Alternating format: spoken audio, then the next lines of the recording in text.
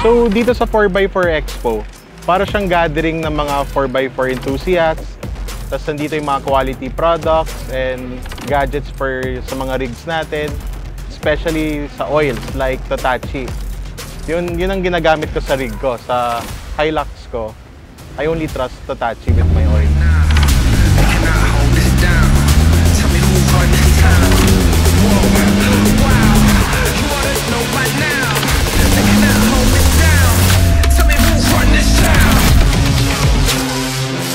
Malaking bagay yung 4x4 community and friends sa off-roading kasi marami nag-guide ng do's and don'ts, tamang setup. I-guide ka nila para di ka mapadoble gastos. Through friends, nakilala ko si Totachi na sabi nila nga na try ko yung oil nila. Okay nga naman siya. Never ako pinahamak, tsaka mas confident akong gamitin yung rig ko. So, yun yung kagandahan din sa sa mga nag-o-offroads, no. So, usually talagang teamwork, lalo na sir pag may nabalahaw, no.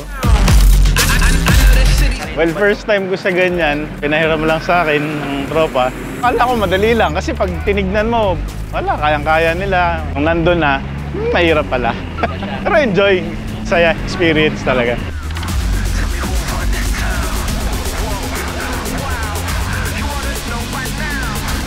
Mas pinaka-entertaining part yung mud pit. Siyempre, nung first day ako pumunta dito, pinapahirap ko pero sobrang tigas pa rin. Ngayon, kahit ako hindi rin ako makaahon. Pero so far nakita ko sa ibang participant na nagtatry dito tapos na-stuck doon or masiraan, kahit sino tumutulong. Walang turuan, ganun. Lahat may initiative tumulong. That's why we're committed providing high-quality products that deliver the performance and protection needed in the toughest conditions. We're proud to be the choice of those who demands reliability and excellence.